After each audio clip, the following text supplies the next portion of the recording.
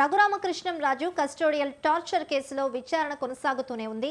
IPS అధికారి సునీల్ నాయక్ 6వ రోజు విచారణ కొనసాగుతోంది. ఎస్పీ దామోదర్ బృందం ప్రశ్నల వర్షం కురిపిస్తోంది. హైకోర్టు ఆదేశాల మేరకు సునీల్ నాయక్ను ప్రశ్నిస్తున్నారు. మరోవైపు సునీల్ నాయక్ హైకోర్టులో ముందస్తు బెయిల్ పిటిషన్ వేశారు. దీనిపై విచారించిన న్యాయస్థానం తదుపరి విచారణను ఈ నెల 12కు వాయిదా వేసింది. ఇక ఈ విషయంపై మరింత సమాచారం మా కరెస్పాండెంట్ వీరాస్వామి అందిస్తారు ఫోన్లో. చెప్పండి వీరాస్వామి.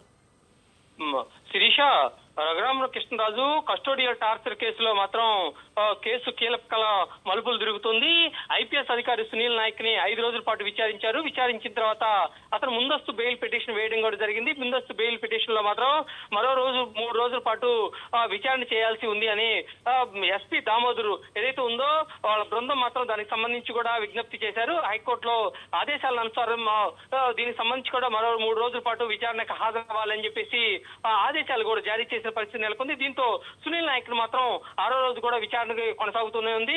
ఉదయం 10 గంటల నుంచి విచారణ చేస్తూనే ఉన్నారు. ఈ నేపథ్యంలో చూసుకున్నట్లయితే మాత్రం 5 రోజుల పాటు విచారణకి హాజరవ్వాలని గతంలో చెప్పుకున్న హైకోర్టు మాత్రం ధర్మాసనం దీంతో పాటు చూస్తున్నా ఇప్పటికే 5 రోజులు పూర్తయిందని భావిస్తున్న తరుణంలో మాత్రం సునీల్ నాయక్ మాత్రం మరో 3 రోజుల పాటు హాజరవ్వాలి అని చెప్పేసి ఆదేశాలు జారీ చేసిన మీదట వెంటనే సునీల్ నాయక్ మాత్రం ఏదైతే ఉందో ఎస్పీ దామోదర్ ఎదుట మాత్రం హాజరైన పరిస్థితి నెలకొంది.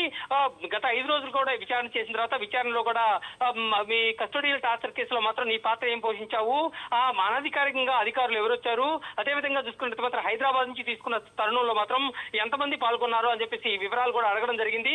కానీ ఈ నేపథ్యంలో చూసుకున్నట్టు మాత్రం నాకు ఎలాంటి తెలీదు, నాకు ఈ కేసులో సంబంధం లేదు, అదేవిధంగా చూసుకున్నట్టు మాత్రం కావాలనే నన్ను ఈ కేసులో ఇరికిస్తున్నారని చెప్పేసి ఎస్పీ దామోదరు ముందు సునీల్ నాయక్ చెప్పడం జరిగింది.